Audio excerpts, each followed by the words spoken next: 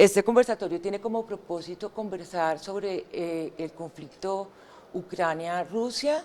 Decidimos ponerle un título bastante sugestivo que puede ser tanto interrogante como afirmación, y titula La guerra que cambió el mundo.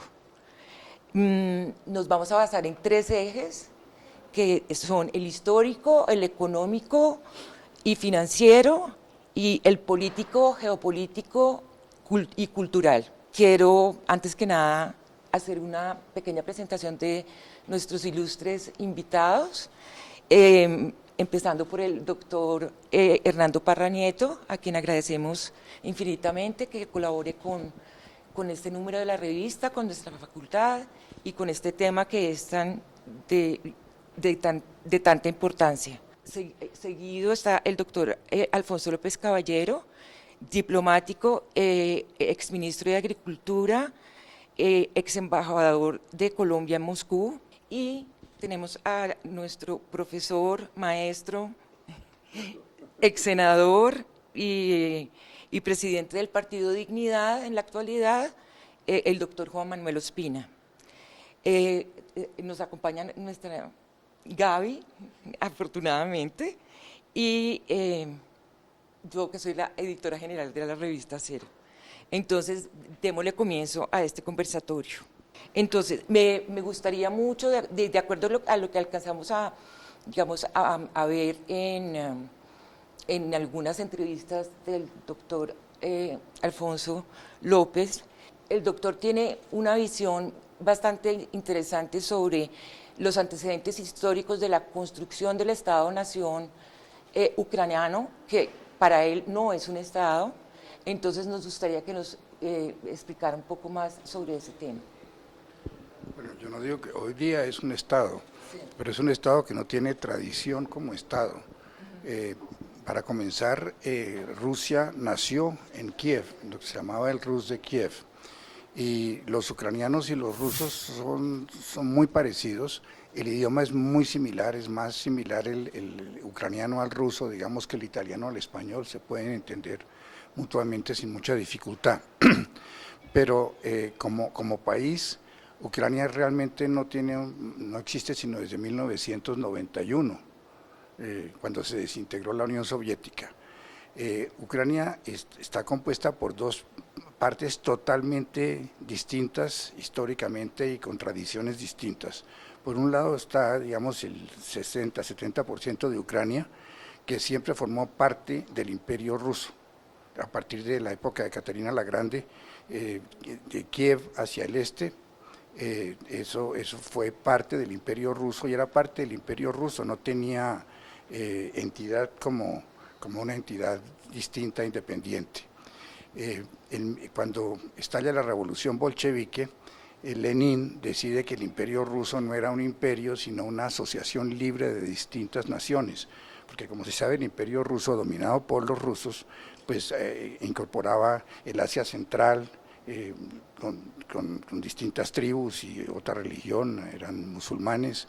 En el Cáucaso estaban los georgianos, los chechenios, los armenios, distintas etnias. Entonces, Lenin funda la Unión de Repúblicas Socialistas Soviéticas y les da estatus de repúblicas socialistas a distintas naciones que no existían antes como estados independientes, y comisionan a Stalin para que dibuje las fronteras, de manera que las fronteras que tenemos hoy básicamente fueron dibujadas por Stalin, y así nace la República Socialista de Ucrania.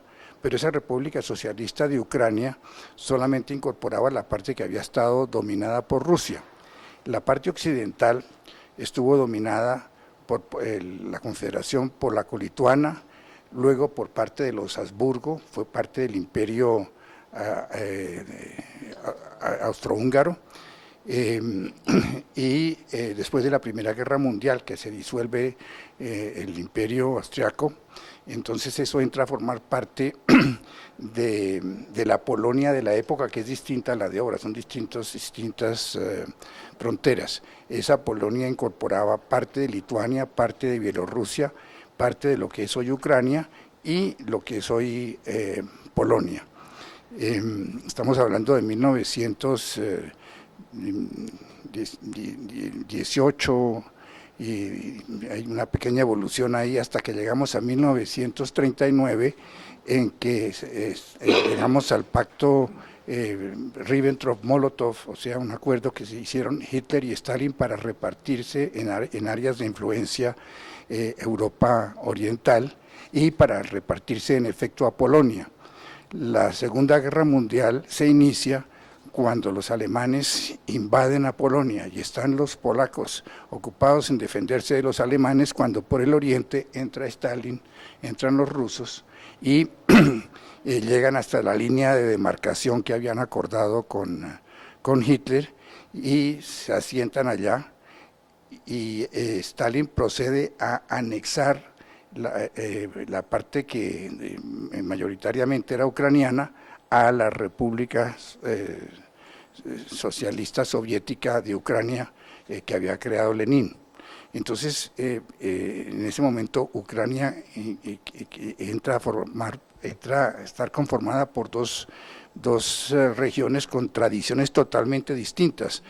La región oriental, que formó siempre parte del Imperio Ruso, es de religión ortodoxa, reconocen al patriarca en Moscú, la población es bilingüe en su gran mayoría, y hay sectores donde la población tiene el ruso como lengua materna, y hay unos sectores donde la población es de origen ruso, particularmente en el Donbass.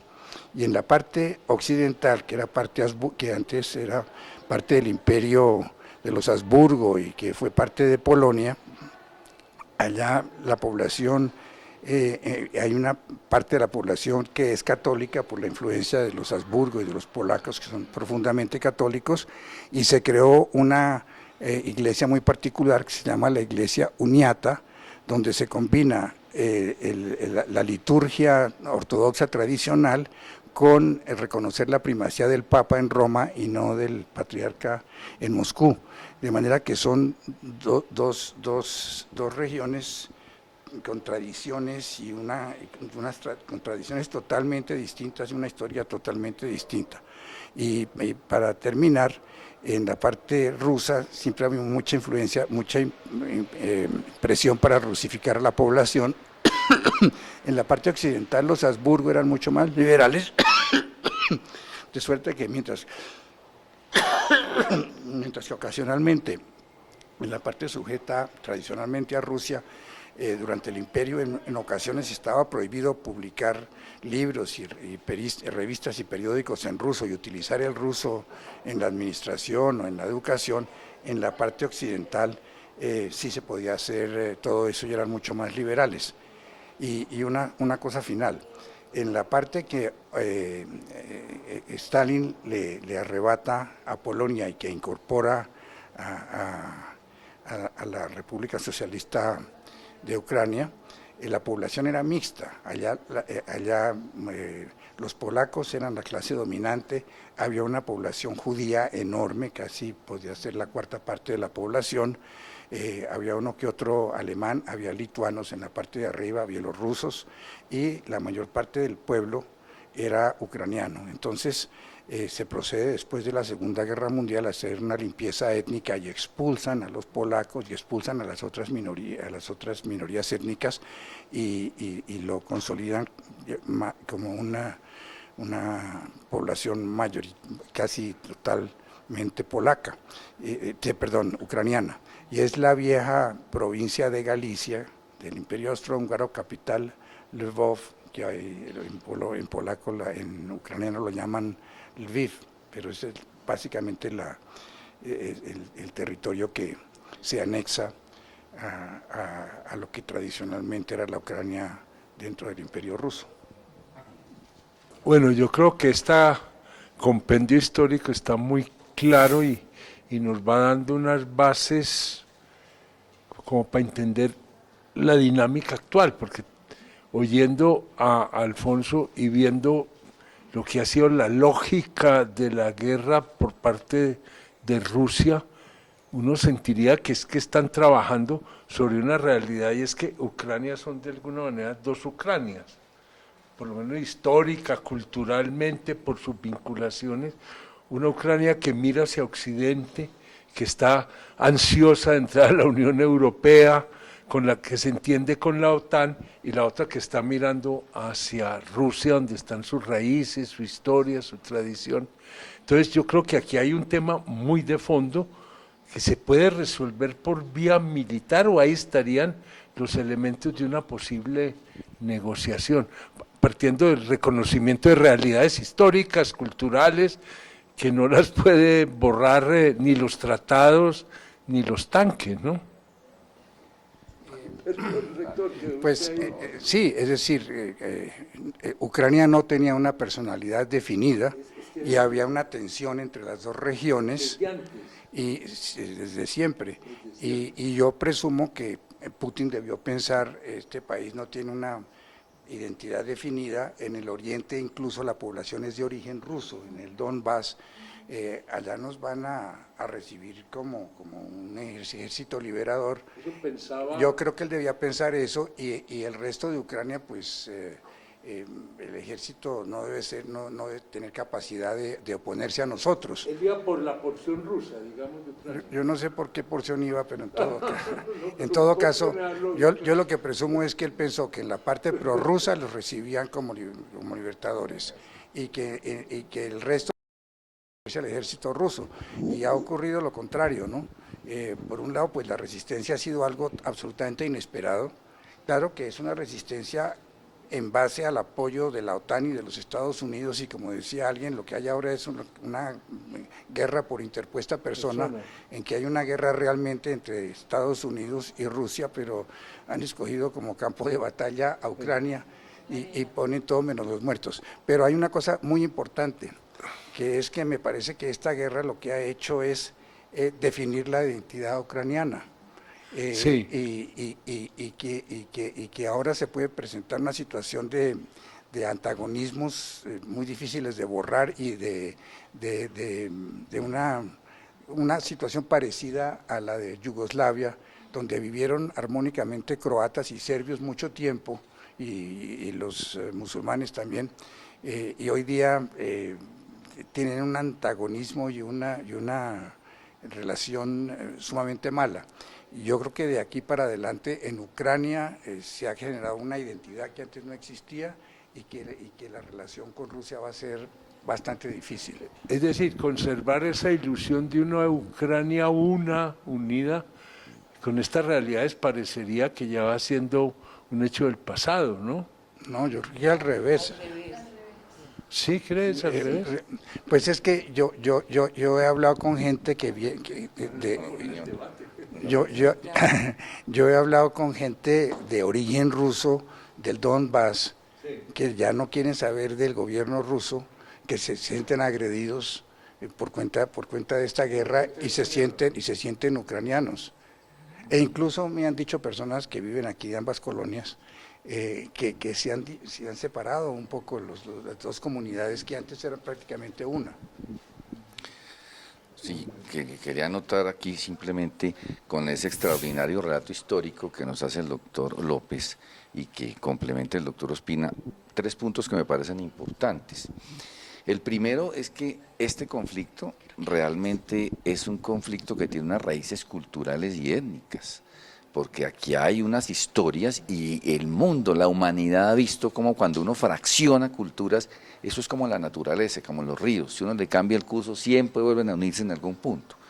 Esas divisiones artificiosas no siempre son, digamos, correctas, ni pueden rendir los frutos que uno quisiera. Lo segundo es que ese desconocimiento, yo creo que es el que debe ser abordado. Me parece que en este momento ni la ONU, ni Europa, ni nadie está trabajando precisamente en analizar ese punto. Es fundamental para poder plantear una solución.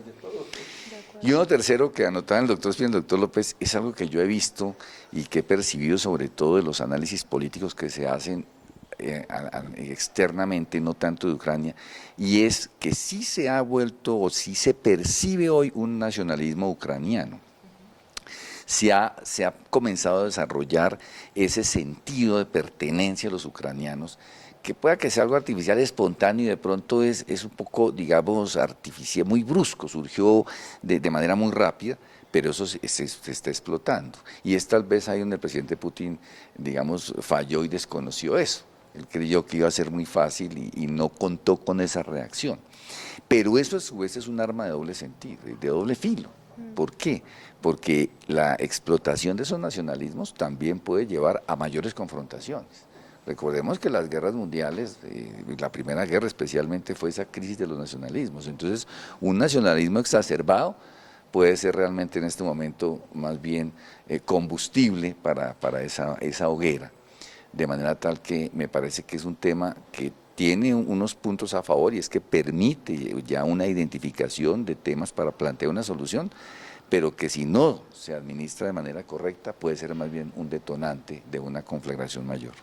De acuerdo, o sea, yo pienso que dentro de esa identidad de Ucrania creo que ha sido construida precisamente por los acontecimientos bajo la dictadura de Stalin, porque cuando empiezan a tener todo este tema de política de unificación de la tierra para el campo, recordemos que en Ucrania había una vasta agricultura en términos de trigo, en términos de minerales y demás, y lo que hicieron fue, ustedes tienen un tema de posesión de tierra, de dinero, los vamos a mandar a otros campos, y empezaron a rusificar mucho la región también de Ucrania, que eso también fragmentó esos procesos a nivel internos. Yo creo que tanto Rusia, pero sobre todo Ucrania, tiene una crisis institucional muy grande, porque han habido varios momentos en los que ellos han intentado surgir en términos de organicemos cómo vamos a funcionar como nación, como Estado, pero que siempre llega, o bien sea Rusia, o bien ahora es internamente que los mismos ucranianos dicen,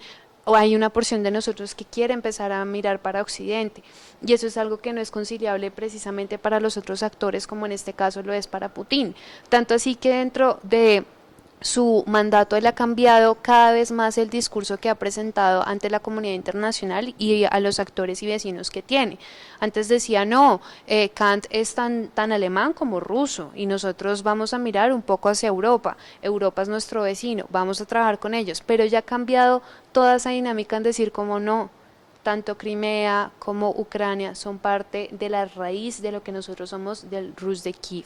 Entonces creo que sí ha despertado ese pueblo, y como dice el rector, creo que es importante que haya un tema de permitirle a Ucrania decidir cómo quiere funcionar, porque como decía el doctor López, las personas que están muriendo, y digamos por ejemplo esa imagen tan desgarradora de ver a los papás intentando subir a sus hijos o que pasaran la frontera, eso ya había pasado anteriormente ante la administración de los rusos soviéticos. Entonces creo que es algo que de alguna otra forma hay ciertos detalles que se repiten en la historia, pero que hoy en día son completamente, digamos, como distintos, porque hay una reacción por parte de los nacionales ante lo que quieren tener como país. Yo quisiera poner de presente que lo que está detrás del conflicto es el avance de la OTAN hacia la frontera rusa. Eso es lo que ha generado este conflicto. Pero quisiera subrayar dos cosas. Una, la mentalidad rusa, en qué forma está condicionada por la historia y por la geografía de Rusia. Y dos puntos muy importantes que son los que están también detrás de todo este conflicto. En cuanto a la mentalidad rusa, por un lado la historia. La historia de ellos es una historia llena de invasiones, de combates, de muertes. Es una cosa que para nosotros, los colombianos, es difícil de comprender, porque aquí nunca nos han invadido, ni hemos tenido un ejército invasor aposentado en Bogotá, ni han muerto nuestros parientes en una guerra. En Rusia, cualquier persona que ustedes encuentren, cualquiera de los que están aquí, todos, han perdido varios parientes en la Segunda Guerra Mundial, y casi todos tuvieron al padre combatiendo contra los alemanes en la Segunda Guerra Mundial, al abuelo combatiendo contra los alemanes en la Primera Guerra Mundial, al tatarabuelo, ya sea con los japoneses o contra los suecos, contra los polacos. Hasta los polacos lituanos llegaron a las afueras de Moscú. Si va más para atrás, los mongoles los tuvieron subyugados durante 300 años, o sea que para ellos el tema de la seguridad es una cosa muy particular, muy obsesiva, es algo que para nosotros es muy difícil, repito, de comprender. Ellos están rodeados de enemigos por arriba, en su momento los escandinavos con los suecos que querían dominar todo el Báltico, por el sur el Imperio Otomano, los turcos que fueron sus enemigos tradicionales, por la vía de Ucrania precisamente, que se llama la Gran Planicie del norte de Europa, el noreste de Europa, por ahí entra Napoleón, llegó hasta Moscú, lo incendió, lo acabó, por ahí entró Hitler, por ahí entraron los alemanes en la Primera Guerra Mundial, de manera que la historia ellos los condiciona a ser obsesivos en temas de seguridad. Y Ucrania constituye un colchón de seguridad porque no hay obstáculos naturales desde Europa hasta Moscú. De manera que ellos necesitan tener ese colchón de seguridad, eso por un lado. Por otro lado, la geografía de Rusia, si ustedes tienen en la cabeza un mapa muy particular, porque ustedes ven un país enorme que queda con una costa enorme sobre el Mar del Norte. Pero la realidad es que eso en la práctica no sirve como puerto porque está congelado buena parte del año, casi la mitad del año. O sea que Rusia es un país encerrado, encajonado, que en la práctica no tiene sino dos puertos, San Petersburgo, que a veces se congela, y sobre todo Sebastopol en Crimea. Crimea es fundamental para Rusia, allá en la época soviética es donde tenía asiento la flota mercante y la armada de guerra rusa. Cuando se disolvió la Unión Soviética, Crimea, que había sido trasladada al dominio ucraniano por Khrushchev apenas en 1956, los rusos tomaron en arriendo las bases militares que tenían y básicamente era un punto militar crítico de Rusia, aún bajo la soberanía ucraniana, y es el único puerto que tienen ellos con un mar cálido y suficientemente profundo que les permite el acceso al mar Mediterráneo y por el Mediterráneo al Atlántico. Entonces ustedes ven, es un país que tiene en la práctica dos puertos importantes que son San Petersburgo y Sebastopol, si hacemos caso omiso de Kaliningrado, que está en otra situación más, es un exclave por así llamarlo, y aún así los rusos tienen limitado su acceso al gran océano. Por Crimea, que queda sobre el Mar Negro, no pueden acceder al Mediterráneo sin pasar por los Dardanelos o por el Bósforo, que están dominados por Turquía, que forma parte de la OTAN. Y para salir del Mar Báltico tienen que pasar por un estrecho que se forma entre Dinamarca y Suecia. Dinamarca parte de la OTAN y ahora próximamente Suecia va a formar parte de la OTAN. Entonces todo eso condiciona la manera de actuar y de pensar de los rusos. Y quiero ahora solamente mencionar dos puntos importantísimos detrás de los cuales está el conflicto. Cuando cayó el muro de Berlín y se empezó a hablar de la posibilidad de la reunificación de las dos Alemanias, recuerden que los rusos tenían un contingente de tropas de ocupación en Alemania Oriental y dominaban toda la Alemania Oriental con el Pacto de Varsovia y toda Europa Oriental. Entonces, la visión de los rusos es que los americanos se comprometieron a que si Rusia no se oponía a la reunificación de Alemania, entonces la OTAN no se correría hacia el este. El propio Gorbachov me dijo, fue a mí una oportunidad que le hice una visita de cortesía, pero eso es lo que está en la mentalidad de todos los rusos y lo que les dicen a ustedes cualquier persona que haya seguido con detalle todo este conflicto. En la cabeza de todos los rusos, de Putin para abajo, está que los americanos no cumplieron el compromiso de no correr la OTAN hacia sus fronteras si no se oponían a la reunificación de Alemania. Entonces ese es un compromiso que no se ha cumplido y que en la cabeza de los rusos justifica su manera de reaccionar. Y la otra, el otro aspecto muy importante es lo que se llama el Memorando de Budapest. Cuando se desintegró la Unión Soviética, una de las inquietudes a nivel mundial era la proliferación nuclear. Y Ucrania era uno de los países que que con más cabezas nucleares contaba. Creo que para la época incluso tenía más que la propia China.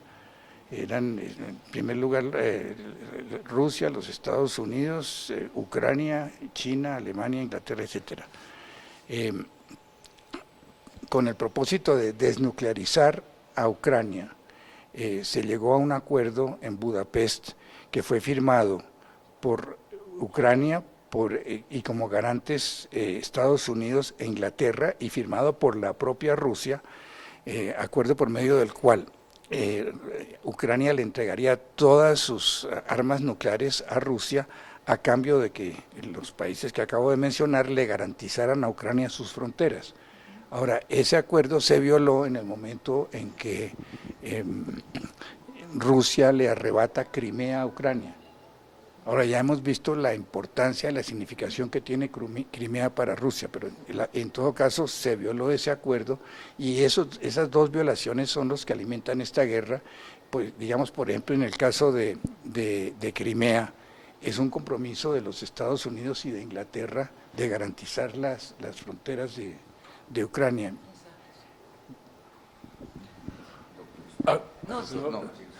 Era un comentario un poco volviendo a lo que dije ahora, que pronto no quedó muy claro.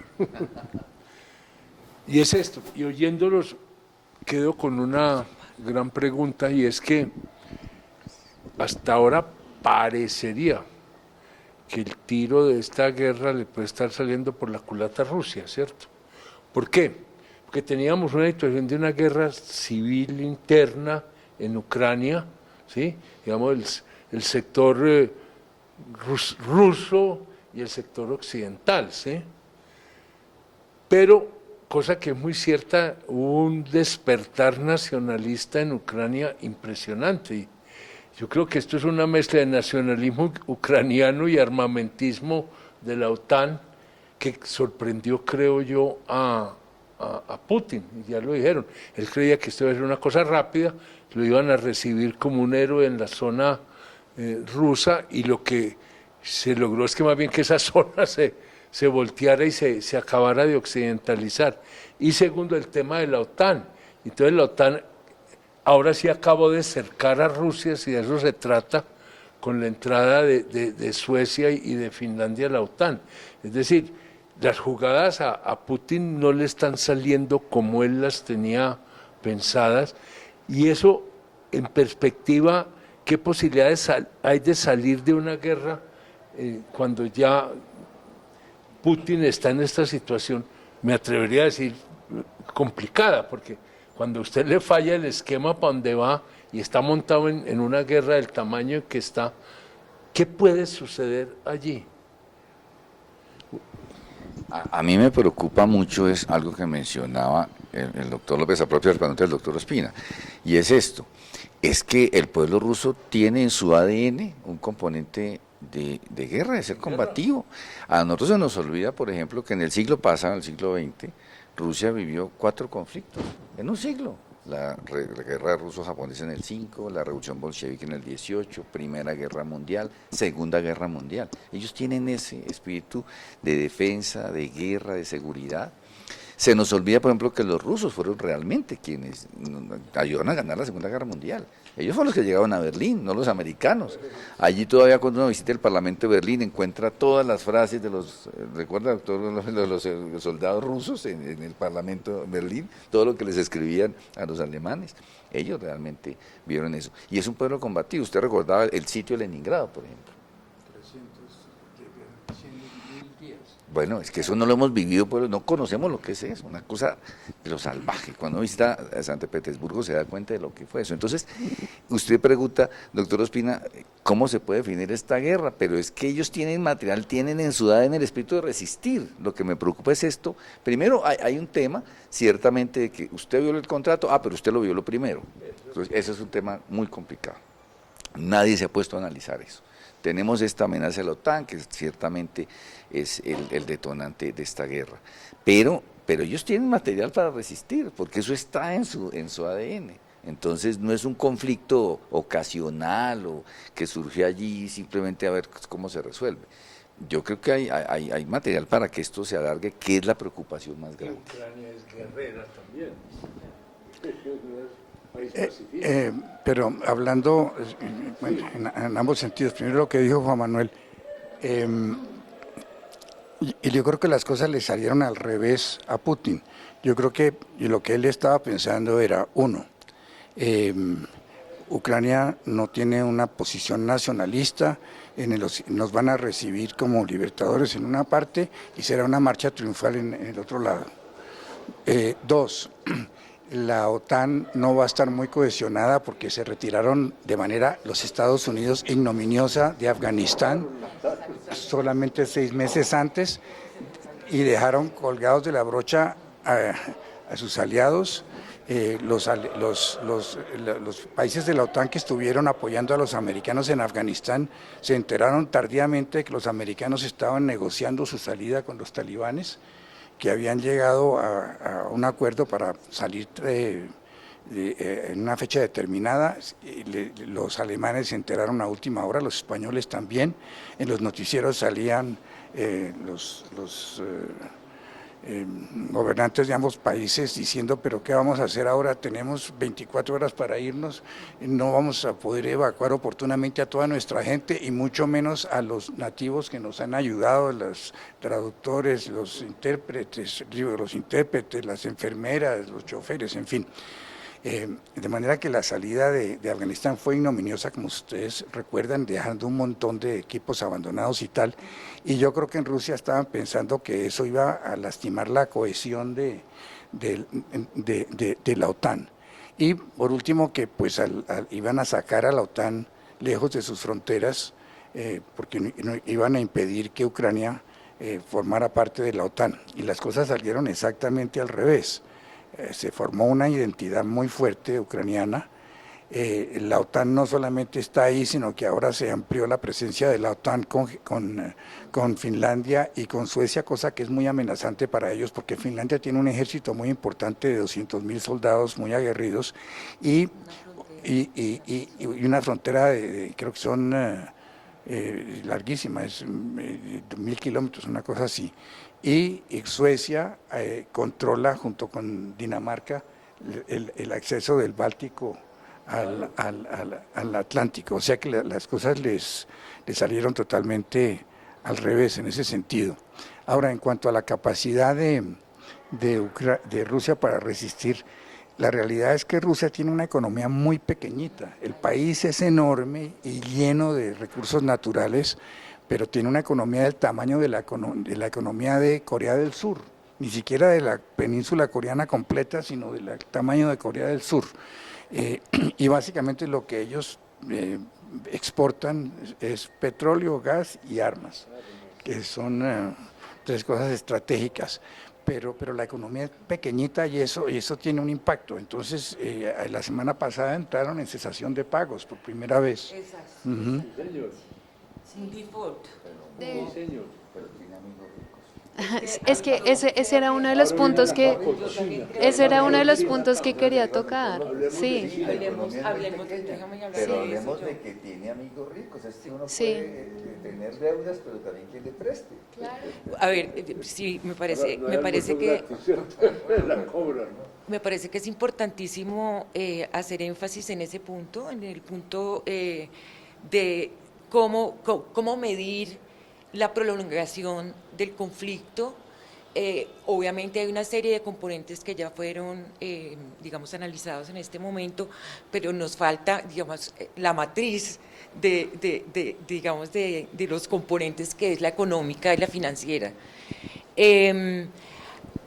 Algunas personas, y esto me parece bastante interesante, algunas personas que conocen muy bien la dinámica de la economía rusa, me contaron que Rusia, antes de empezar este confrontamiento, o sea, casi desde hace 3 años había empezado a volver oro su economía, es decir, a volver sus rublos en reservas de oro. Y que eso había alertado y había llamado la atención, digamos, de los mercados occidentales. ¿Qué está pasando con Rusia? No sé si es paranoia sobre esa alerta, pero yo creo que ya Putin estaba de alguna manera armando, digamos, un escenario de crisis, de posible crisis, frente a un confrontamiento. Eso por un lado. Por el otro, hay dos preguntas que me gustaría que, pues, aquí hay economistas y expertos en derecho económico, además, o en temas financieros, es ¿qué está pasando con digamos, como en inglés se dice las prohibiciones de compras hacia Rusia? ¿Por qué no están teniendo efecto? ¿De dónde? Porque siguen Rusia como si nada estuviera ocurriendo en términos de ataques, de beligerancia. Entonces hay que mirar qué está pasando. Y la respuesta del doctor Parra es, ¿tiene amigos ricos? Sí, China. Pero, entonces, ¿cómo se está reconfigurando esas dinámicas financieras y comerciales en Oriente, si se puede considerar Rusia como Oriente? Doctor Ospina primero. Sí. No. Muy cortico, lo que acaba de decir Claudia. Diana. Diana. Tengo ¿no? cara de Claudia, tranquilo. Diana. Y es que este conflicto nos remite al tema energético. Porque es que lo dijo muy claramente los tres pilares de la economía y el comercio exterior ruso son dos de ellos energéticos, ¿sí? Y el tercero es armas. O sea que ellos no necesitan que los provean de armas porque ellos construyen sus armas y tienen el control, que yo creo que es lo que le ha permitido a Rusia no ser finalmente acogotada, porque ellos están también apretando en el suministro de energía. El caso de Alemania es dramático, ¿sí? Duro, y entonces están poniendo sus condiciones, ¿sí?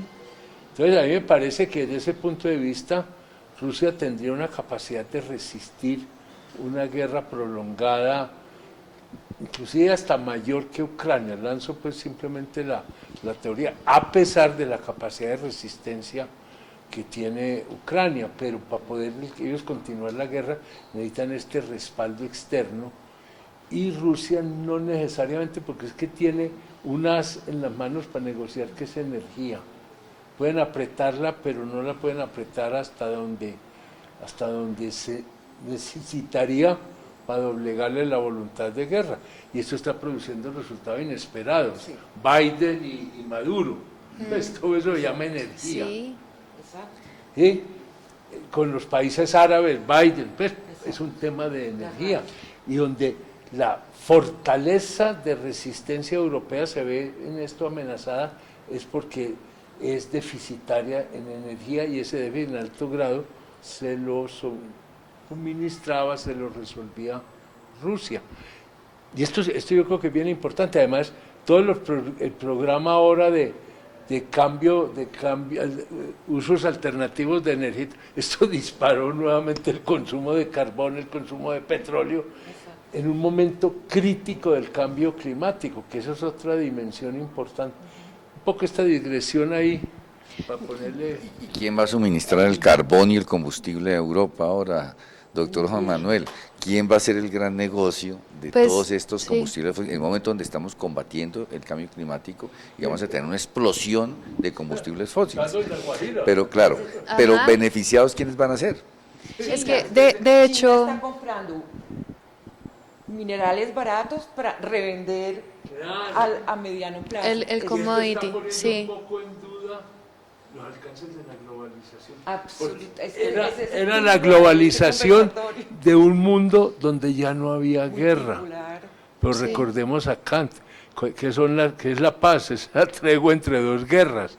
O sea que esa realidad de la guerra irrumpió y este aparente equilibrio, entre comillas, sobre el cual estaba sustentada la globalización, está trepidando en alimentos. Es que Ucrania era el granero, por lo menos de Rusia. De África del Norte.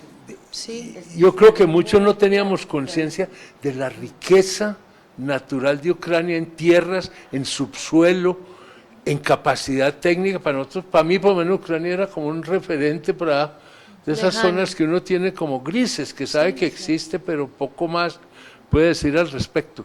Es que de hecho habían dos elementos que quería traer a colación precisamente con el tema económico, porque de hecho cuando uno se pone a revisar precisamente con ese espacio soviético que existía, el tema de la riqueza y de la tenencia fue algo que después empezó a ser un poco borroso, porque si tú te das cuenta, como te comentaba hace unos momentos, en el año 2000 el fiscal general ruso decía que el 50% digamos como de dominio en los bancos era por parte de grupos de mafias y el 40% de empresas privadas también por parte de estos mismos grupos. Entonces, esa conformación de temas de crímenes organizados y de cuestiones que no son economías legales, pero que en realidad tienen una fuerza muy grande, esos oligarcas son precisamente, también hay un tema de lavado de activos afuera de Rusia, que eso también es un músculo que permite a Putin poder hacer sus acciones sin afectar a aquellas personas que tienen riqueza dentro de su territorio.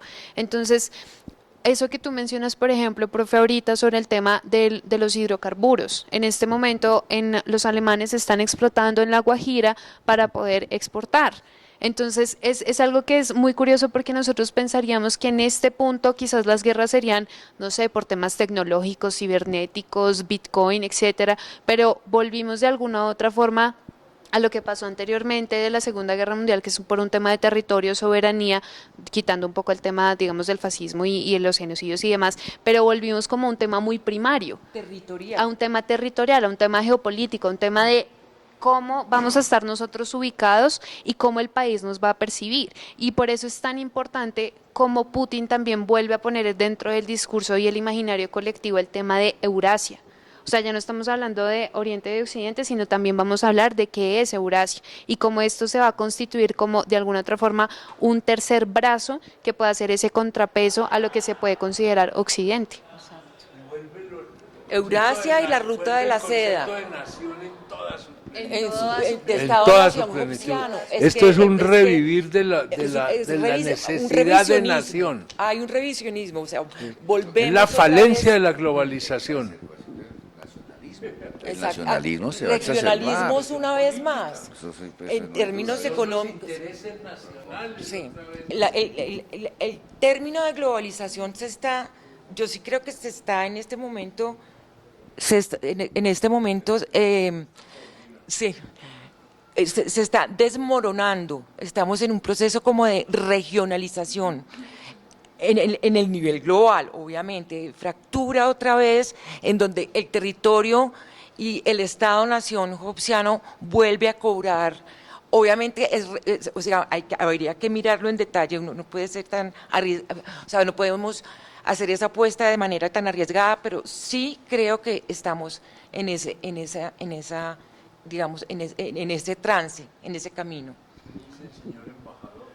Volviendo al tema de la energía, que es realmente el tema crítico y lo que le ha permitido a Rusia sobrevivir, porque ellos siguen, a pesar de la guerra, exportando gas a Europa, a pesar de que a veces para apretar un poco reducen el suministro.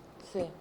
Pero sobre esto quisiera mencionar dos cosas. Por un lado, que la dependencia de Alemania del gas ruso es para un 50% de sus necesidades, se debe al esfuerzo que hizo Alemania para hacer lo que quiere hacer ahora el gobierno que llega a Colombia, que es pasar a las energías limpias. Entonces, en Alemania prohibieron el uso del carbón en las termoeléctricas, renunciaron a la mitad de las centrales nucleares y mientras reemplazaban todo eso con energía limpia, utilizaban el gas en el proceso de transición. Por eso son tan dependientes del gas. el gas pasaba a través de Ucrania hacia Europa Central, y cuando las relaciones empezaron a dañarse entre Rusia y Ucrania, en algún momento los rusos apretaron, hubo una escasez de gas en Europa y buscaron formas alternativas de hacerle llegar el gas a Europa y crearon el llamado Nord Stream 1, que pasa por el Báltico directamente de Rusia a Alemania.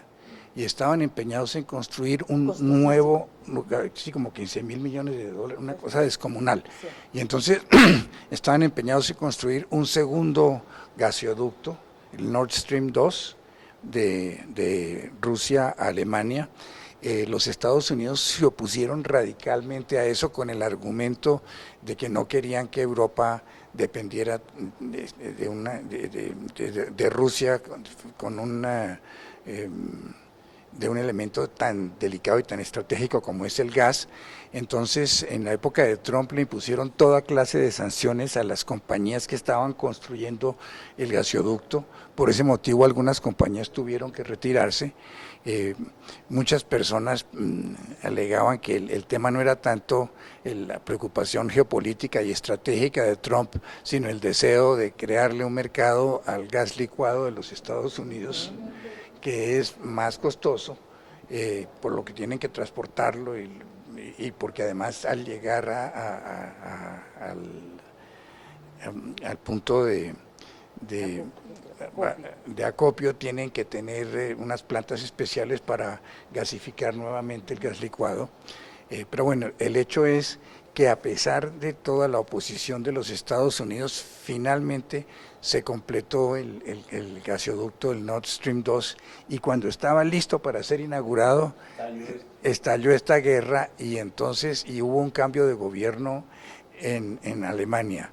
Y Angela Merkel, que había sido bastante pragmática en la relación con Rusia, y además hay que recordar que ella nació en la parte oriental de Alemania y que hablaba ruso. Y tenía una relación muy fluida con Putin, incluso fue a despedirse de Putin cuando dejó el gobierno. Fue reemplazada por este señor del otro partido, socialdemócrata, y él se negó a certificar el nuevo gasoducto, y que a la fecha no ha sido inaugurado. No así. Y por el contrario, Alemania está buscando alternativas en otros países, y entonces ahí se encuentran con el problema de que con la visión moral de las cosas, uno de los argumentos para no depender del gas ruso es que no son muy respetuosos de los derechos humanos, pero entonces ahora tienen que ir a buscar gas a Qatar, que es todavía menos respetuoso de los derechos humanos. No, y el tema a de los los países. derechos humanos. Y a- se restableció. y a los Absolutamente. y luego Kissinger está en su y- salsa. En su salsa. y luego eso afecta, como se señalaba hace un momento, al mundo por todos lados. Entonces, hace poco ustedes habrán visto que Argelia rompió relaciones con Rusia. Con España. Rompió relaciones con España, por lo que España reconoció la soberanía de Marruecos sobre los saharauis. Los saharauis que fueron acabados, sí. Y entonces eso le dio un susto enorme a los españoles, porque ellos dependen en parte también del gas que viene de Argelia, y para Europa es muy importante el gas argelino, pues no es suficiente para reemplazar al gas O sea que están de Rusia, ni afectando los mucho argelinos. menos, pero es... Entonces, cuando los españoles se asustaron de que les fueran a recortar el suministro de gas, acudieron a Bruselas, que es la capital de Europa, para que Europa en su conjunto presionara a Argelia para que no le fuera a cortar el suministro de gas Exacto. a España. Exacto. Ahora, han criticado mucho la falta de gradualidad con la que Angela Merkel hizo ese tránsito hacia energías renovables.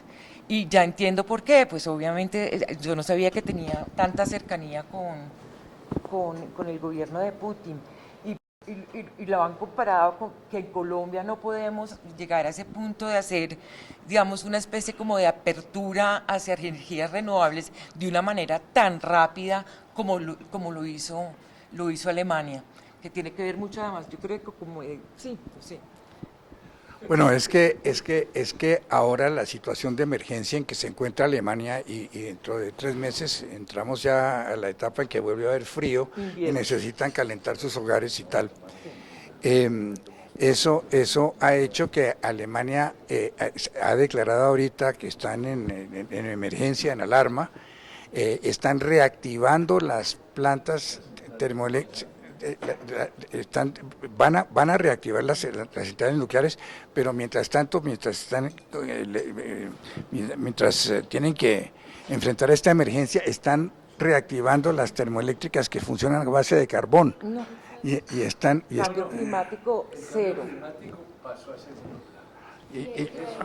pero lo están haciendo temporalmente mientras logran reactivar las plantas nucleares, pero están en este momento en esa situación de emergencia. Interesante, digo yo, que en medio de todo esto, Francia ha mantenido su estabilidad porque nunca abandonó la energía nuclear. Sí, ellos no abandonaron la energía nuclear. De acuerdo. Sí.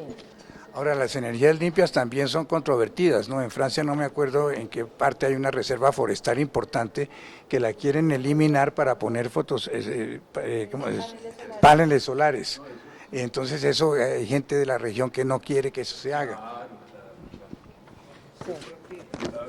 El gran beneficiario también de esto van a ser los Estados Unidos, porque los Estados Unidos van a exportar energía. El señor Biden ya levantó las reservas, va a haber una mayor exportación de gas hacia Europa, porque viene el invierno ya. Y vamos a tener una situación muy particular. Recuerden que la carne empezó terminando el invierno, pero ahora vamos a tener ya un invierno cercano. Y esto va a generar también de Estados Unidos una gran utilidad en materia de exportación de gas licuado, de todos estos, del mismo petróleo, con un gran retroceso en materia de cambio climático, que eso me parece espantoso para la humanidad entera, de suerte que estamos enfrentados a dos situaciones muy complejas. Yo quisiera anotar dos temas que me parecen importantes, que han sido dos desconciertos para mí de la humanidad en estos 2 últimos años. El primer desconcierto que nos correspondió vivir como generación y humanidad en 2020 fue que creímos que después de tener inteligencia artificial nada nos podía afectar y nos tocó encerrarnos como en el año 1320 con la peste negra. Eso es muy duro para la humanidad. Después que creíamos que todo ya estaba descubierto, que nada nos podía afectar, vino un microbio chiquito y nos mandó a todos a la misma solución que teníamos en el año 1340. Y lo segundo, vivimos ya un mundo donde creímos que todo estaba globalizado, la Unión Europea, los pactos, y resulta que aparece un señor y nos hace recordar el fantasma, doctor Alfonso, doctor Juan Manuel, del 1 de septiembre de 1939. O sea, que me dijo, no me importan los tratados y voy a actuar de esta manera. Creímos que eso no lo volveríamos a ver, y ahí lo tenemos, ahí lo tenemos. Y para largo, creo yo no le veo a esto un fin Esas eran cercano. guerras de caballería, ya estábamos en la... Sí, que bueno.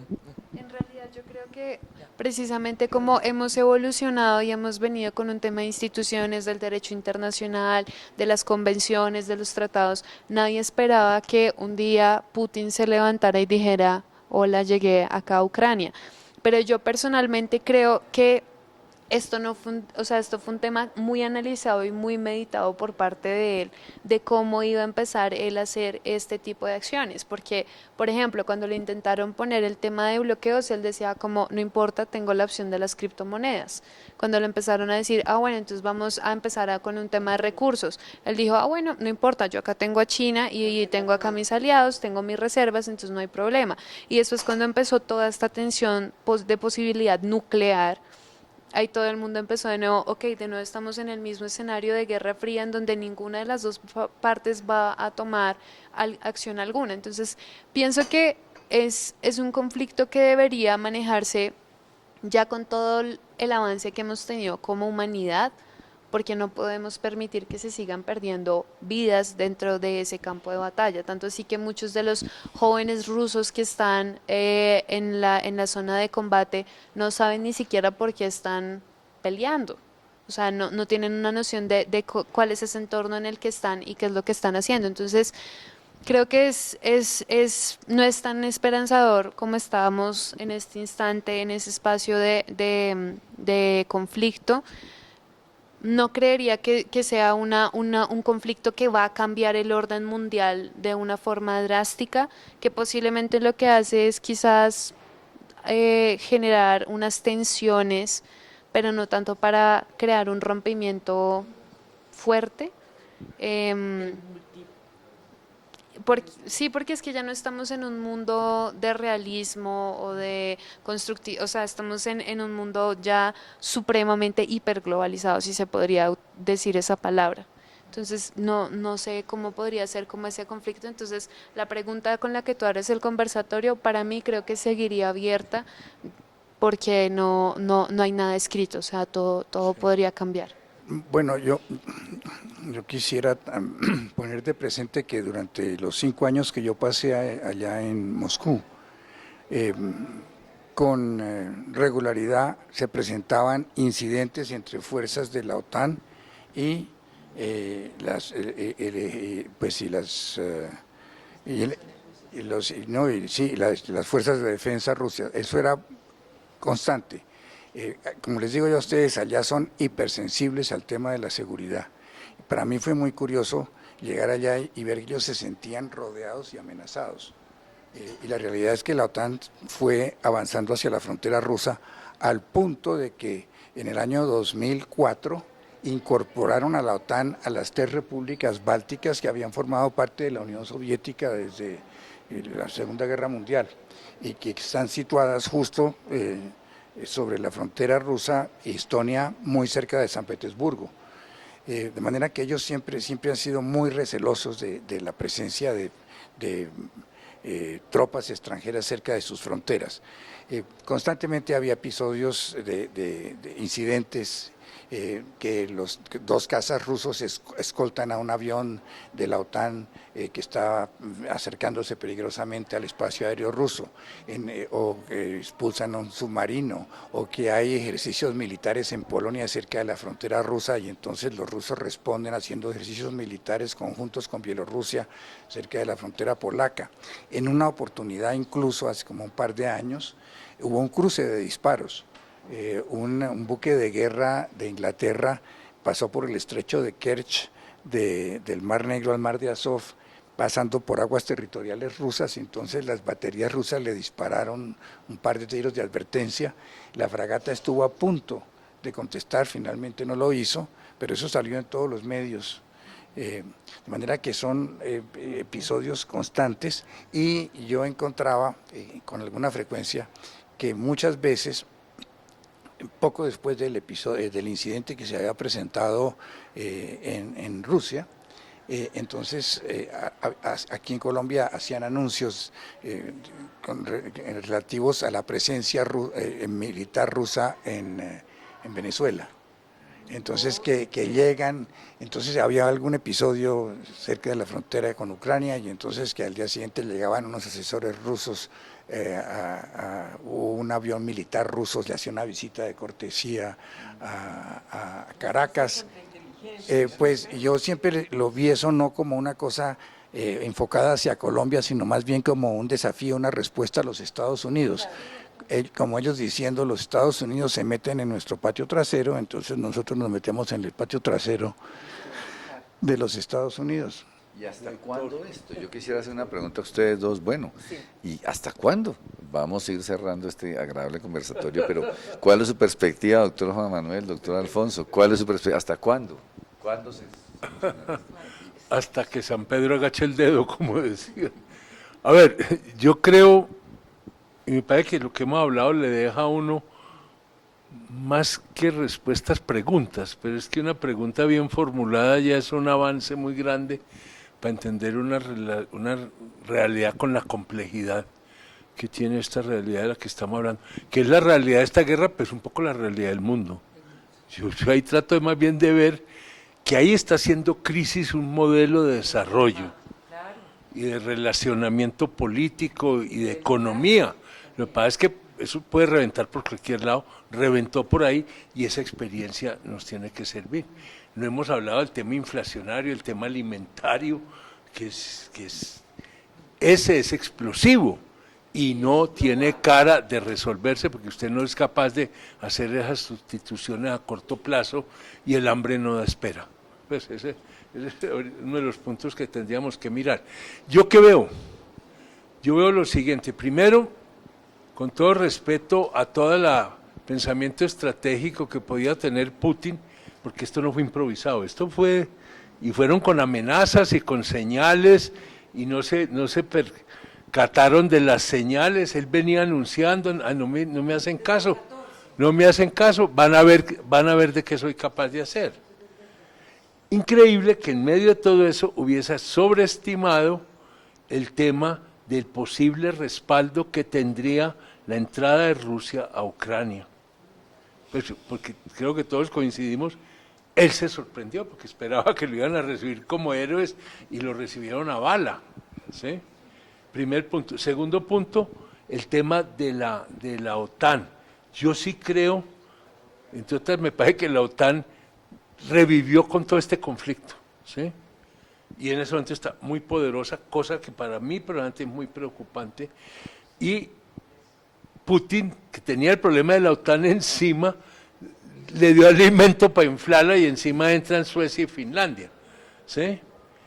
Yo creo que aquí hay un gran tema para Europa, ¿cuál va a ser el futuro de la seguridad europea? No pueden seguir dependiendo de Estados Unidos. Entonces, esa OTAN como existe, la tienen que transformar fundamentalmente, creo yo, porque Estados Unidos ya no puede jugar el papel que venía jugando y además les está causando más problemas que cualquier otra cosa. Si Estados Unidos no estuviera en la OTAN, yo creo que el manejo que hubiera podido tener en la relación con Rusia y Putin pudiera ser distinto. Tercer elemento, yo creo que esto es un impulso irresistible al avance chino. Yo creo que y ese concepto de patio trasero ya hace parte de la prehistoria de las relaciones internacionales, y funcionó, y es fatal, esa visión de patio trasero que en Colombia todavía opera mucho, está absolutamente desfasada de las realidades. Y yo creo que eso es lo que estamos viendo, la globalización como se planteó casi que ingenuamente. Los mercados van distribuyendo el principio de la ventaja comparativa de Ricardo. No, señor, son intereses nacionales. Y frente al interés nacional, la globalización se topeta. Si es un interés nacional de gran potencia, obviamente el interés nacional colombiano ni lo escuchan, ¿cierto? Entonces yo creo que ahí también tienen que haber unos cambios grandes. Y vamos a entrar a una nueva era que ya las sentimos de valoración de lo nacional, con el peligro que en política se vuelven los populismos nacionalistas. Esa parte, que se recupere un sentido de nación, lo apoyo, pero que no nos alimente estos populismos nacionalistas, pueden ser fuentes de nuevos conflictos.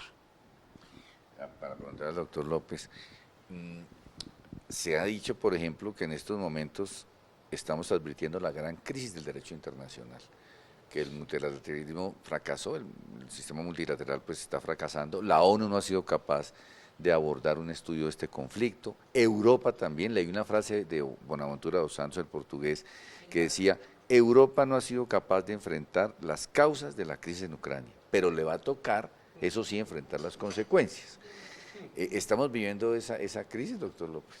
Pues es que en el Realpolitik que dicen ustedes, los valores morales y el derecho no cuentan, lo que cuenta es el poder de los estados. La teoría de que, por ejemplo, que Ucrania tiene derecho a instalar, a invitar a la OTAN a su territorio, eso es como cuando Cuba quiso traer a los misiles rusos y los Estados Unidos, ni hablar, pues tendrán todos los derechos morales internacionales, lo que quieran, pero se me van de aquí. Y Rusia está reaccionando de la misma manera. Yo quisiera poner de presente para hablar hacia el posible fin del conflicto, que estamos en lo que se llama una guerra híbrida. Sí, es una guerra híbrida, que la guerra no es solamente soldados enfrentados disparando, sino es una guerra cibernética, es una guerra mediática, es una guerra económica, es una guerra diplomática, en fin. Pero de alta intensidad. Pero Las digo, días son- pero el hecho es el siguiente: Ucrania nunca podría resistir lo que ha resistido sin el apoyo permanente de los Estados Unidos y de la OTAN. Y como lo han dicho incluso el exsecretario de Defensa de los Estados Unidos, Robert Gates, o el exasesor de seguridad, León Panetta, es una guerra de los Estados Unidos con Rusia,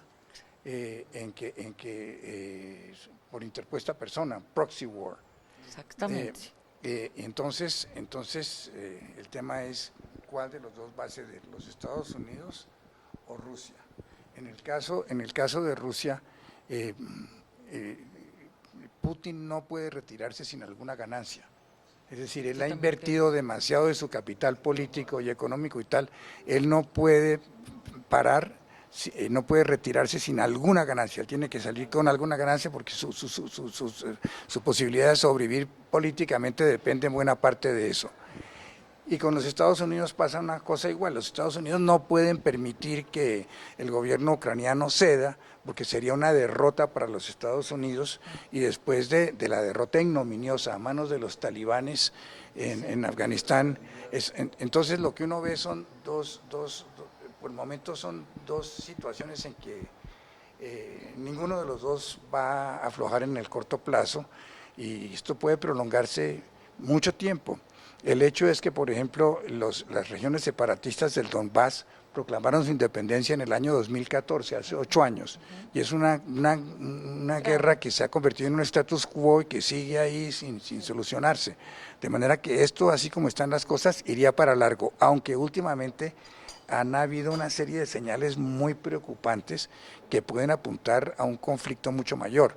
Por un lado, Kaliningrado, que queda que es parte de Rusia, pero no tiene continuidad territorial con Rusia. Lituania le cerró el paso a los convoys con suministros que enviaba por Rusia por un tren que tienen, y eso puede generar algún enfrentamiento muy delicado. Regional. Y por otro lado, la OTAN ahorita reunida en Madrid ha declarado tanto a Rusia como a China enemigos estratégicos, y se dice que en el documento que va a salir en estos días, al concluir la reunión de la OTAN, que dice que en más de 20 oportunidades mencionan las palabras armas nucleares. O sea que la situación está tomando un giro también muy inquietante. Le agradezco muchísimo a todos los participantes. Me parece que hicimos una contribución, me incluyo, aunque la mía fue más bien liviana. Hicieron una grandísima contribución a este debate. Doctor Alfonso López, su presencia fue indispensable y además bastante pedagógica para todos nosotros. Muchísimas gracias. Lo mismo a nuestro señor rector, a Juan Manuel, que fue prácticamente el artífice de lograr juntar, ¿no? de juntarnos a todos. Muchísimas gracias. Y mi Gaby, Dios mío, mi Gaby, la de siempre, que tu aporte fue valiosísimo. Sí, que sí que. Y esperamos que este sea el inicio de otros conversatorios. Me para parece que apoyar a sí, Juan ¿sabes que Manuel sí? Hay que Doctor, hacerlo. usted hace la señal y aquí estamos. Aquí estamos. Exactamente, Muy bien. qué maravilla. Muy amable, Bueno, muchas gracias. Alfonso, muchísimas gracias. Muy bien.